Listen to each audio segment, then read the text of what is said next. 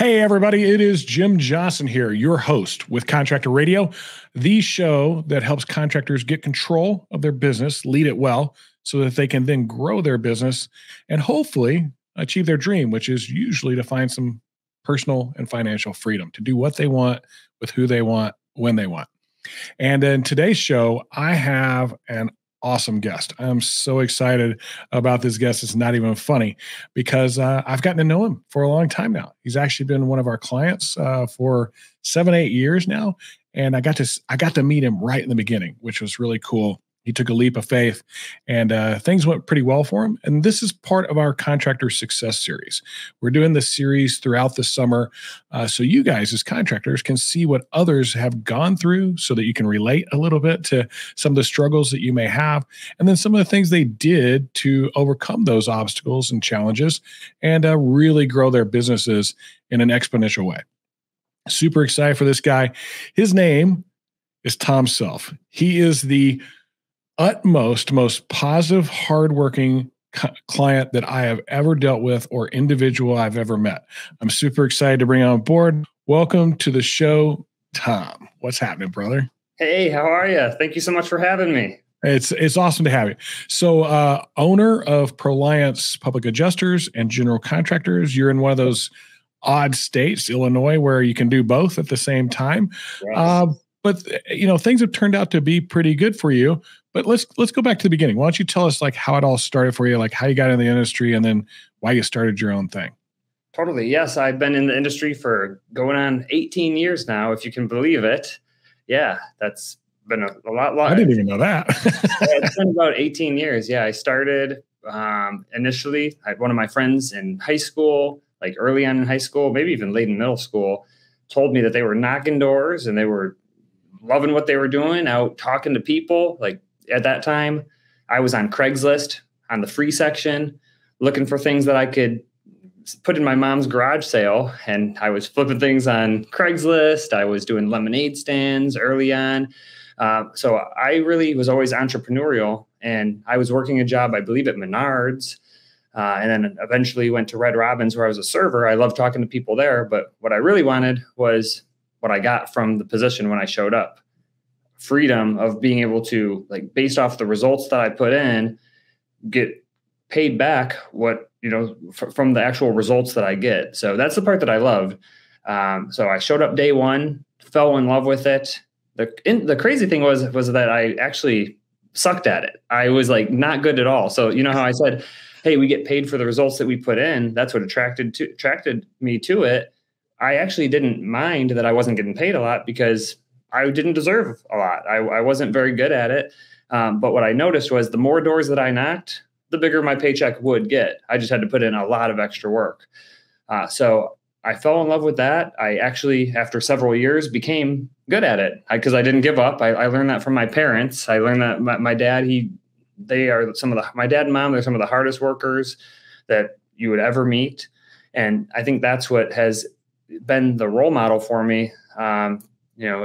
I had my parents who taught me that. I also was never given money. I always had to earn it. So with those couple things, I have to give the credit to my parents. They raised me really well. I worked for my employer for 7 years.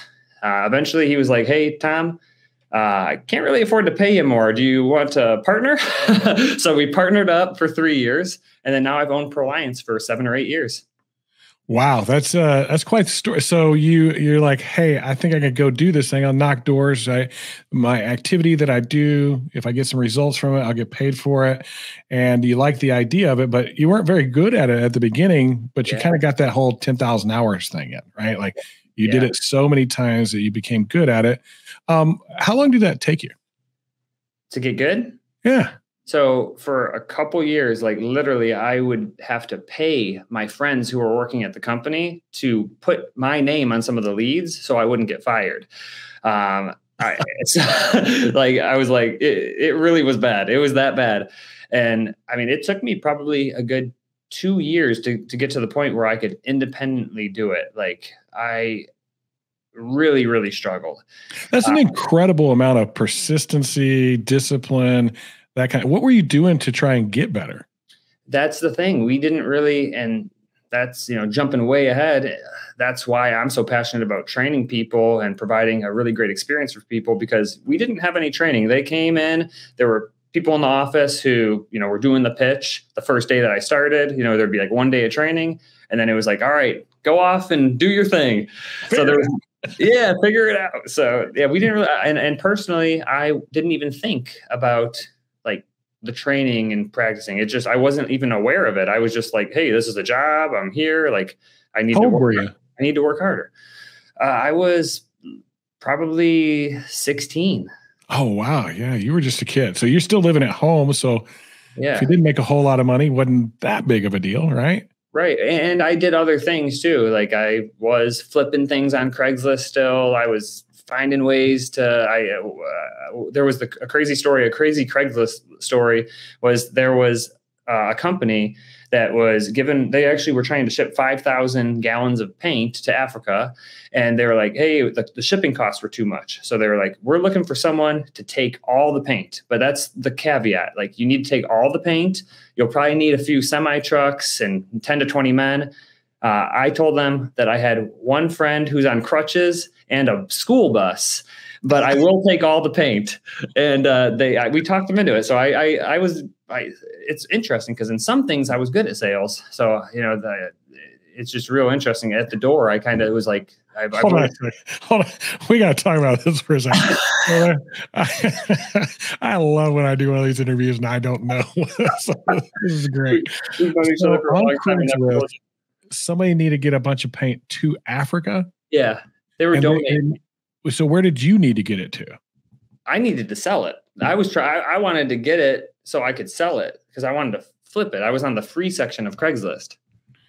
Oh, so and how'd that go? Did you sell the paint?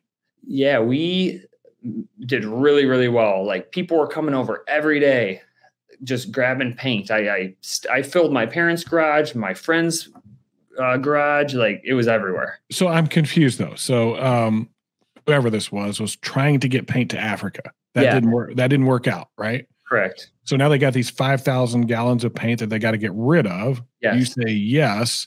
Did you pay them a portion of what you got, or just take off their hands? Zero. I paid them $0 because they just wanted to get rid of it out of their warehouse. They didn't want to deal with it because they weren't able to get it to Africa.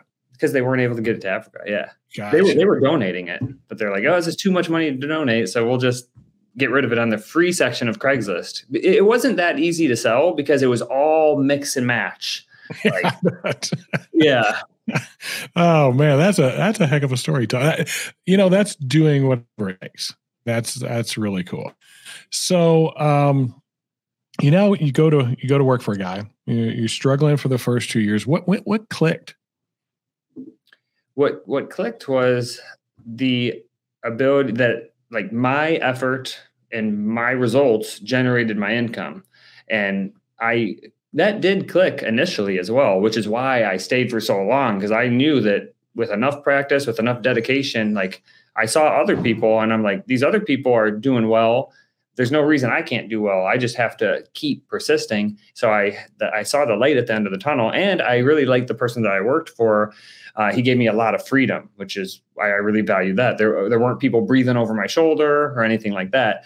And I just stuck with them, and I saw a lot of people quitting, and that kind of motivated me. I'm like, oh, all these other people are quitting. I can do this. Like, I'm never going to give up. So I saw I saw that I would be able to rise in the company and really be able to do something there with the owner of the company because of that. So at some point, did you just gradually get good at it, or was there like some kind of light bulb went off and you went, oh, I get it now. This is how I'm messing up? It was very gradual. Okay. Very gradual. Yeah. But then once I was good, like I had a lot of confidence that I could do it. And then it was like, it was almost like took a long time, but once I got there, I really shot up. But it wasn't a light bulb moment. It was more of gradual to get there. But then I stayed there. That piece, this piece, that piece. And they finally kind of all came together, started having success. And then it was just like confidence was there now, right?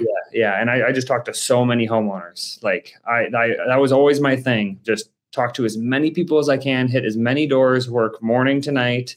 I I didn't eat, like, I valued working out, but I wouldn't work out throughout the year because I wouldn't want to spend that 1 hour working out when I could spend 1 hour. That's like, to me, that's like, who would go work out when you could spend that hour working? Oh, man, every person listening to this right now is going, I want to hire Tom. I don't get Tom to come to work. I need more Toms in the world. I really hate interrupting these videos, but I've got some important information for you.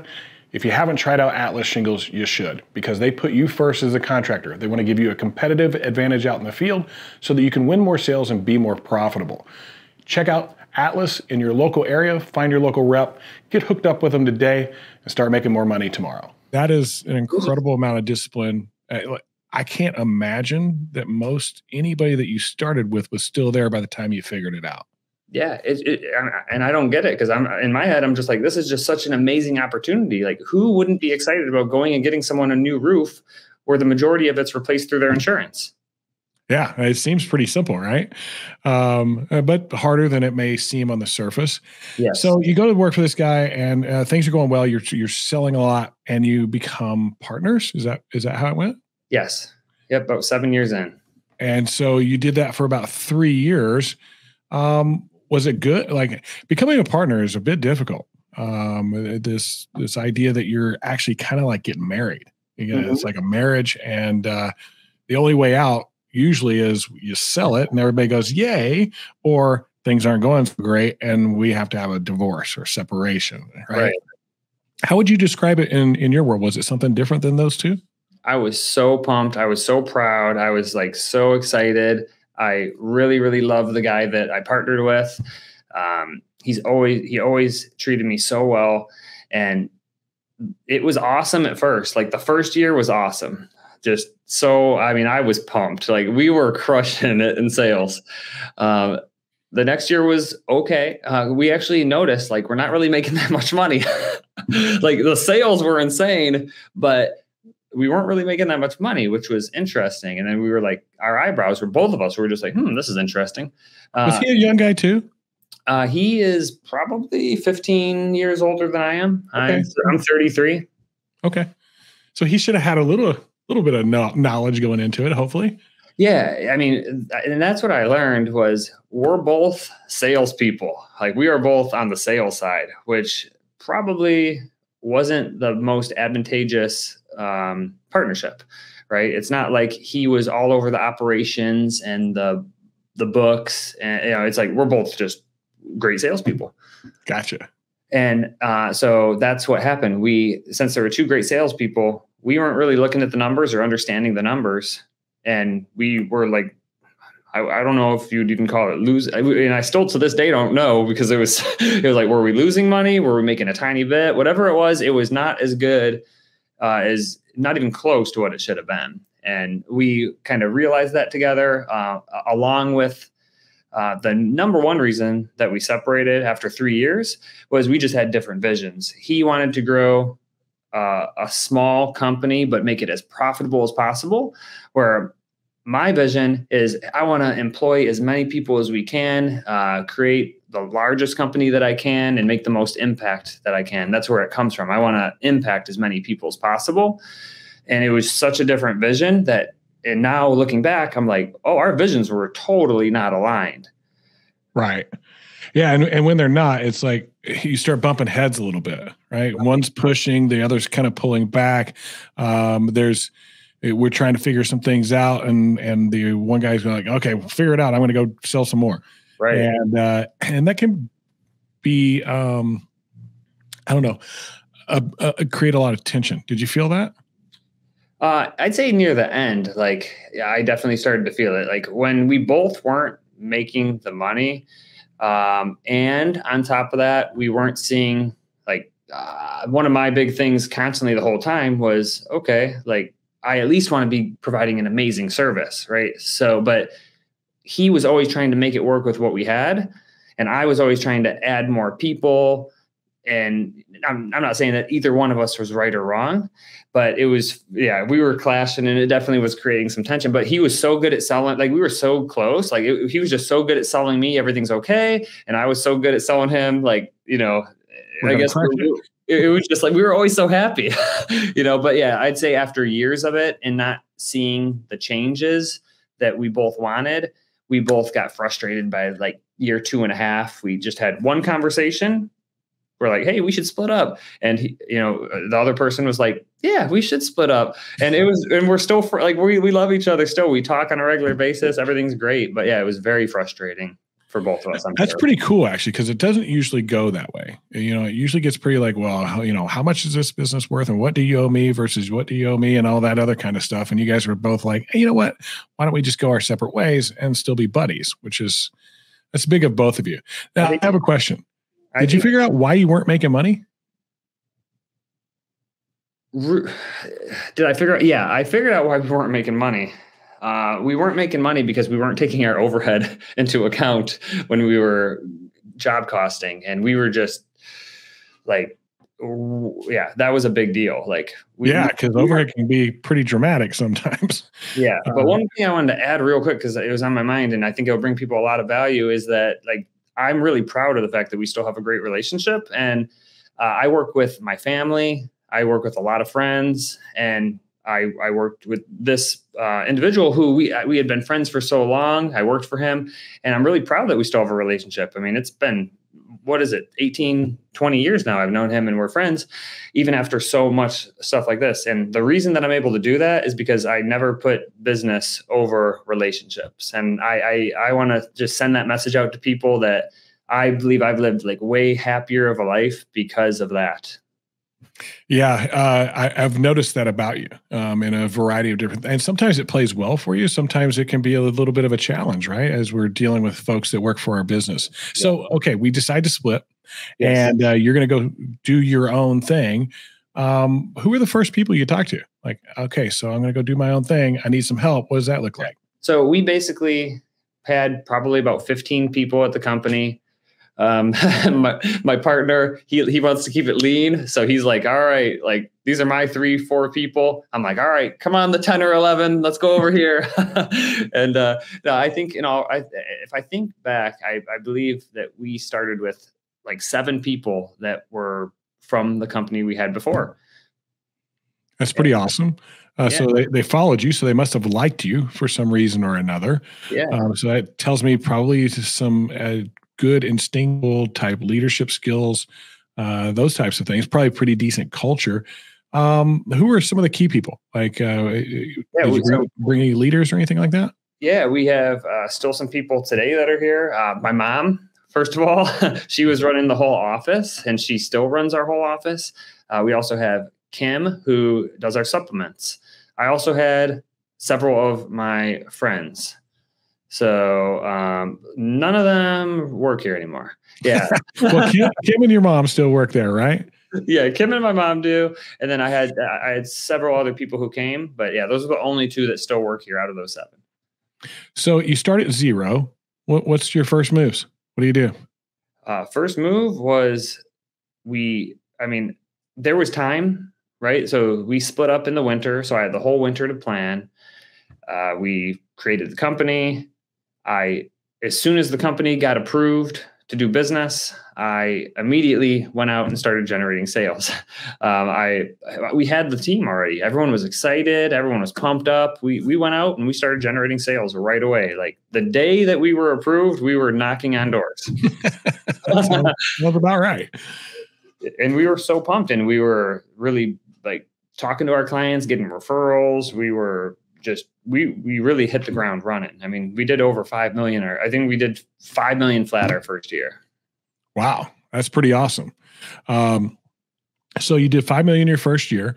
What challenges and obstacles did you run into in achieving those kind of numbers in your very first year?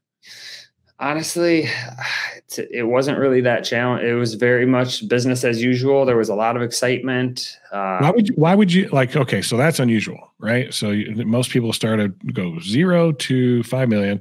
Now you had some past experience, so that helped in the sales part of it. Yes.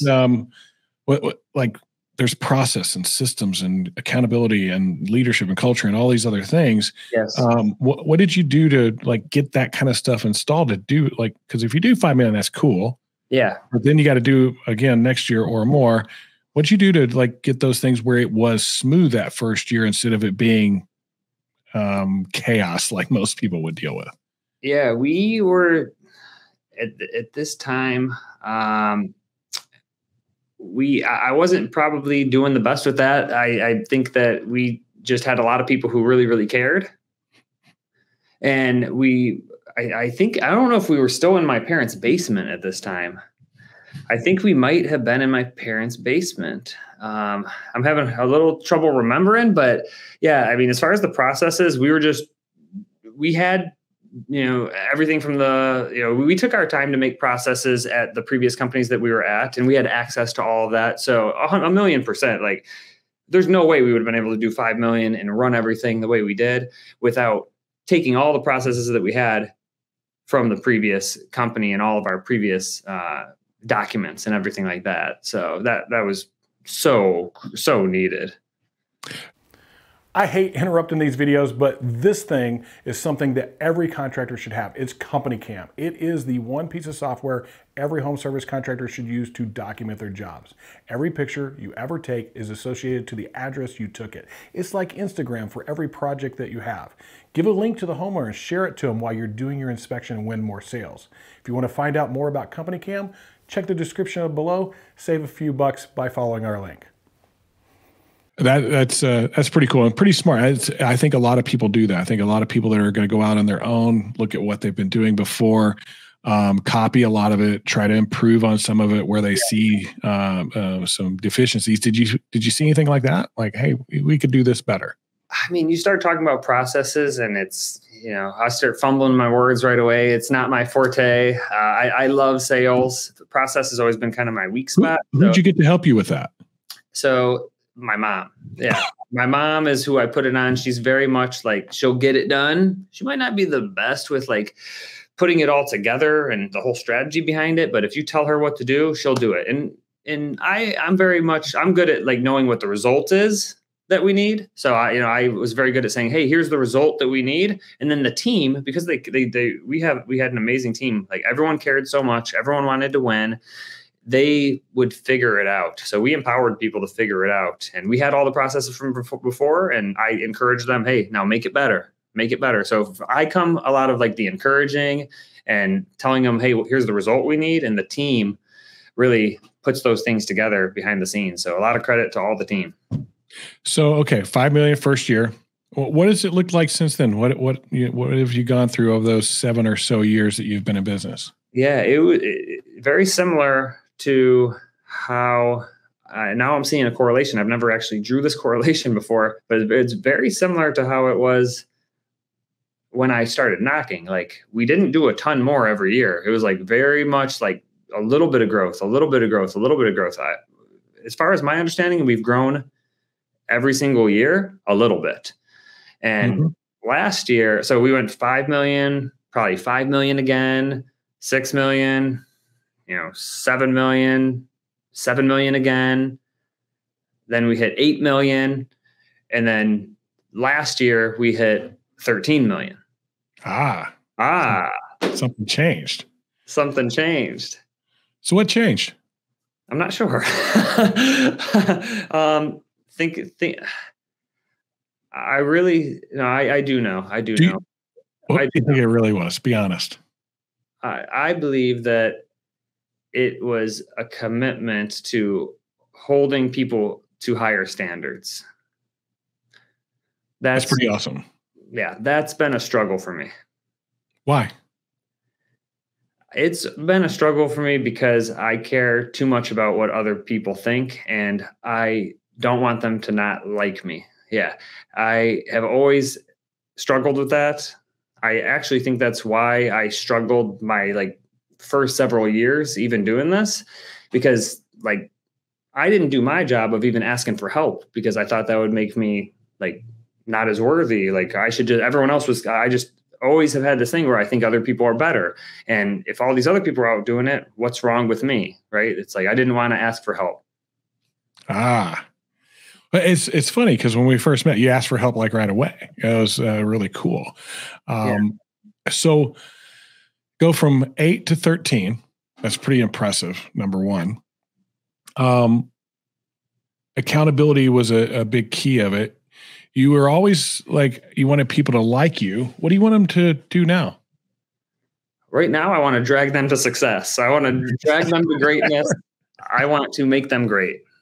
Like, I don't even care if they like me anymore. I still absolutely have it internally. It's a battle I fight every day, but it's a battle that I'm committed to fighting and winning. And so what does that mean to you? Like, I get the part of, dragging them to the bank and probably dragging them to some success too, right? We got that from you. Yeah. And so what does that look like?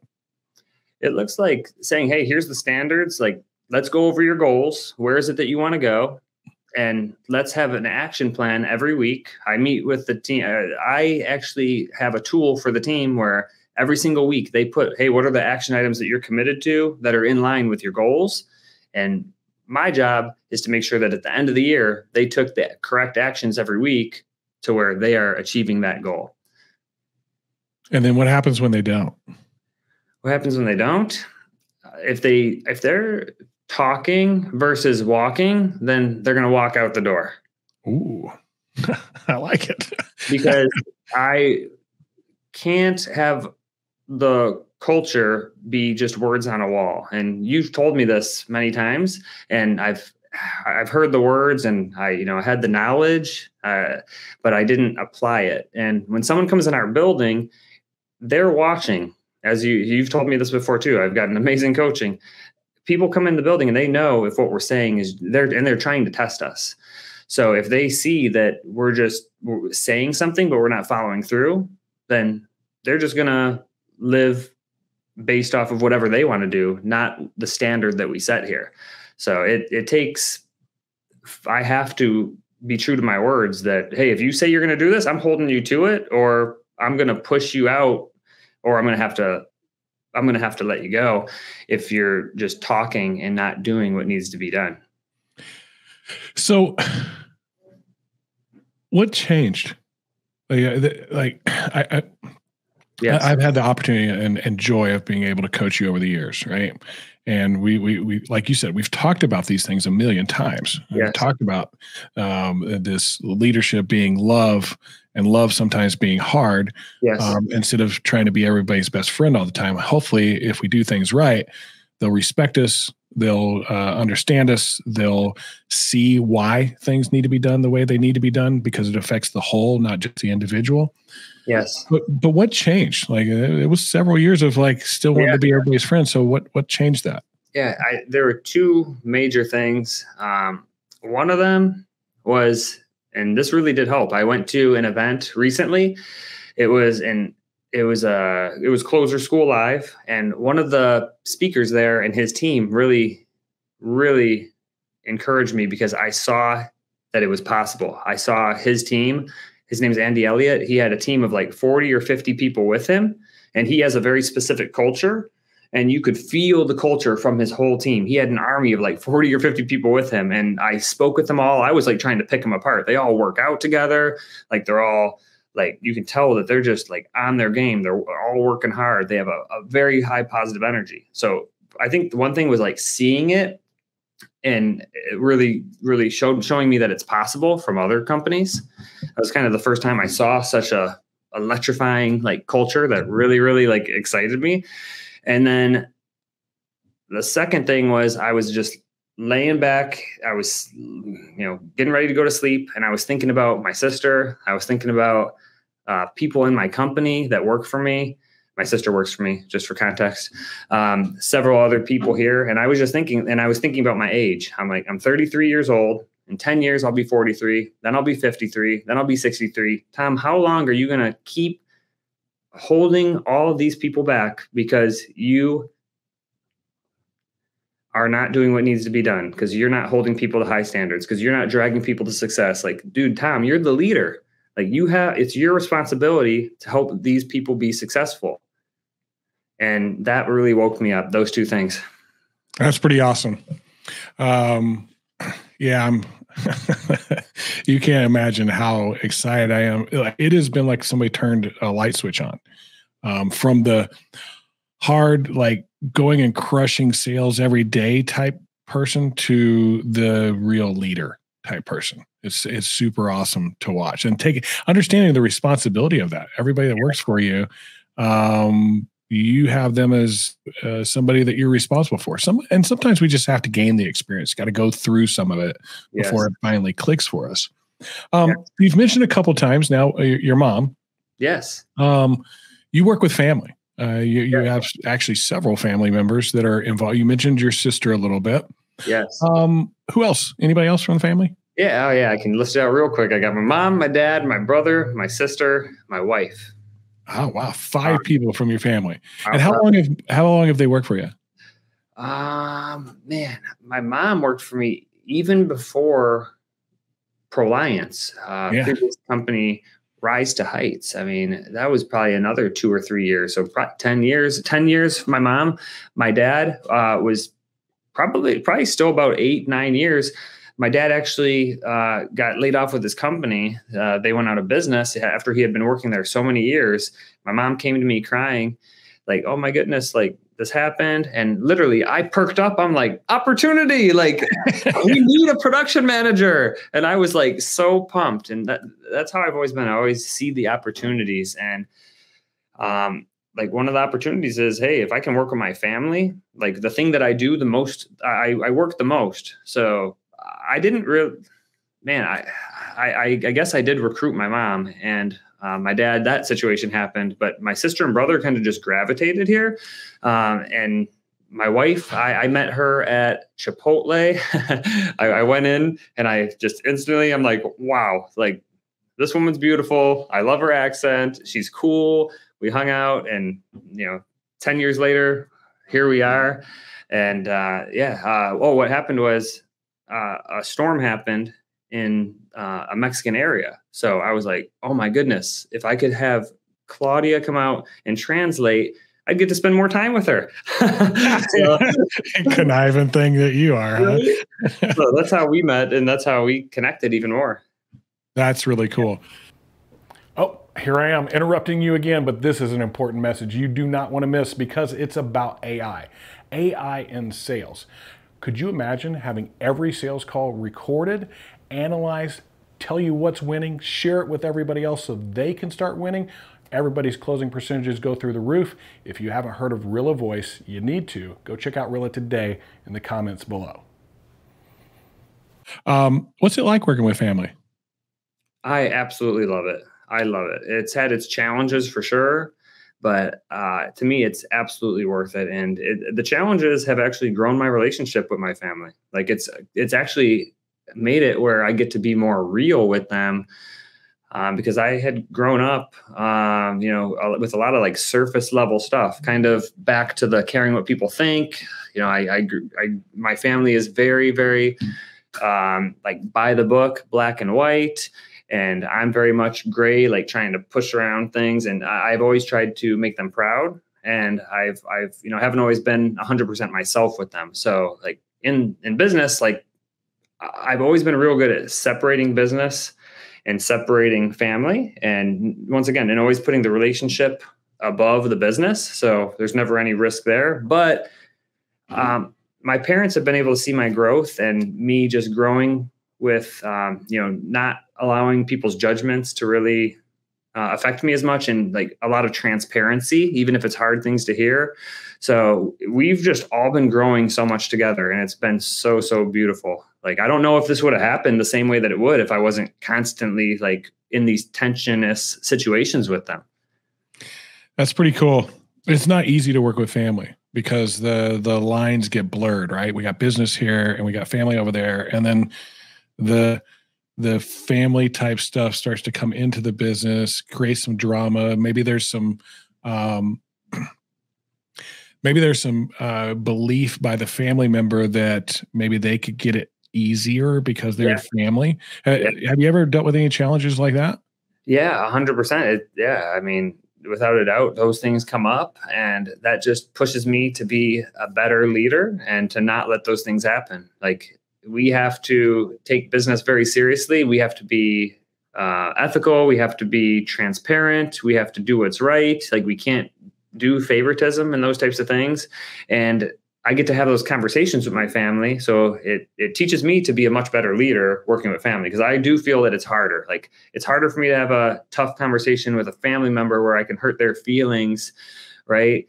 Versus someone that isn't my family member. It is easier.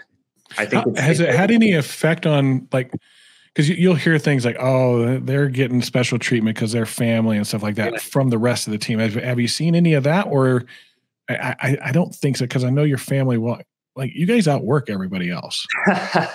Yeah. I've never really gotten too much of that. Like, we're very, in that regard, like, positive. Our core values are care, honor, accountability, maximum impact, and positivity.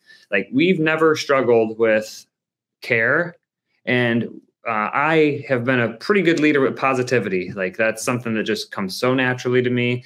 And I feel that that's kind of translated through the whole company. So we don't really hear any of those things.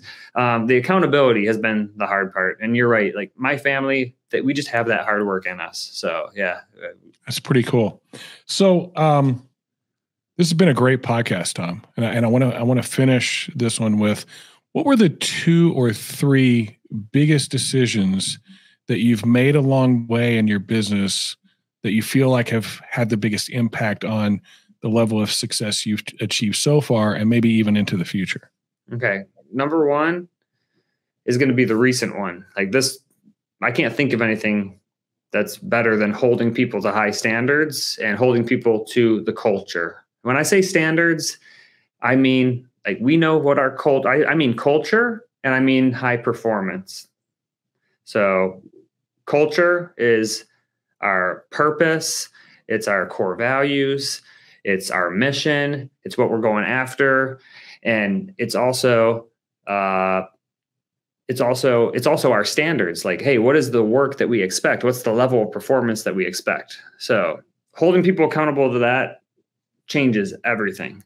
And being willing to let go of anyone who does it. Like, we hire and we fire based off of our culture. So being truly dedicated to that. And it's not like in a fear-based way. I want to also say that. I hope none of it's coming across that way. Like, it should be in an exciting way. Like, hey, like, high performers want this. Like, people want to know what the culture is, right? So it's confusing to people if you have these core values on the wall and these standards, and then a bunch of people aren't doing them, and then some people are. Like, people don't want that. They want to know what it is, and that, hey, we stick to this. That's one.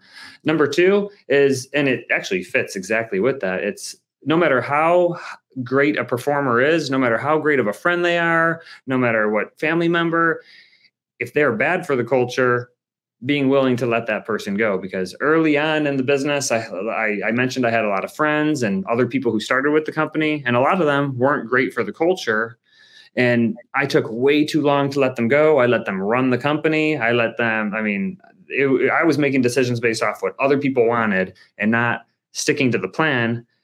And a lot of the coaching that you've given me, I know you've gotten frustrated with me many times, because you've repeatedly told me to do things, and it takes me years and years to do them. And that's because of that. I was letting other people run the company. I was tiptoeing around instead of sticking to my guns of what, like, I have been coached on and know that will work, because I was letting other people run the company.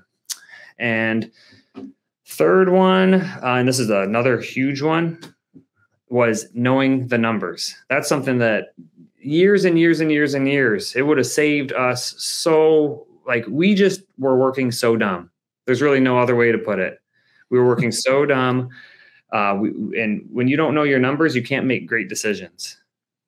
It's difficult. Yeah. Like, you tend to be guessing, right?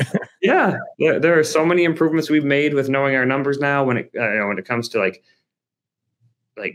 for example, the overhead, your profit and loss. Like, you have to know those things. I wasn't looking at my profit and loss, and I wasn't looking at my expenses. And we were on pace to almost lose $1 million that we were going to overspend in labor and material. That was in 1 year.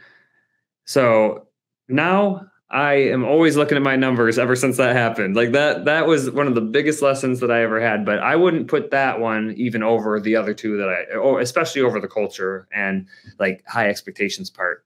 because you can always fix your numbers. But if you get poisonous people in your company, that's almost impossible to recover from. That's spinning on a hamster wheel. That's what I've realized is it's so important to get that down, because if you keep like being unclear about what your culture is and sending all these signals, like you keep hiring and working so hard to bring new people in, and you keep having to let them go because you don't have a real culture in your company, and you're just turning people over, and it's really bad business.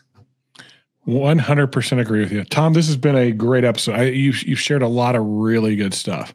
I think these are some of the key things that these guys need. Like the high performance example comes from you. Like you are a high performer. You're constantly at it. It's on your mind 24/7.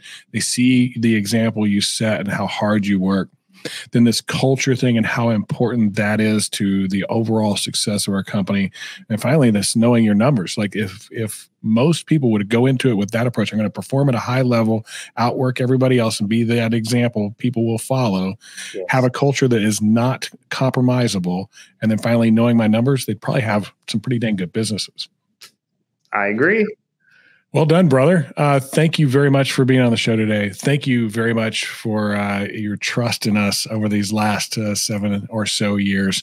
I'm excited for what you're going to do this year. It's been fun in our recent conversations to see kind of this shift in the way that you're approaching things. And I think we're going to have another one of those big growth years. I'm pretty excited for you. We're super excited here. And everyone else has reacted the same way. The entire team has thanked me for holding them to the standard and for like not letting things go unnoticed anymore. So that's cool. We're excited to make it happen. Thank you for having me.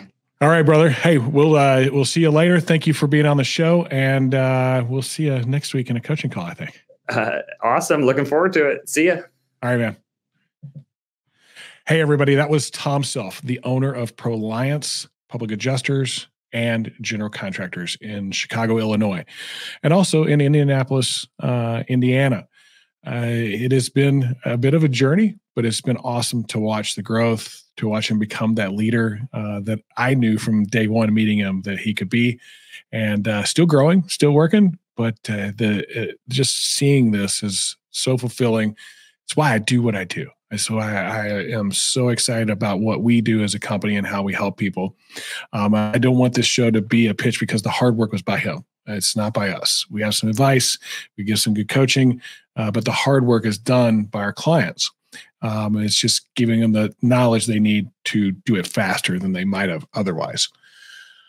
Appreciate you guys hanging out with us on this episode of Contractor Radio and the Contractor Success Series.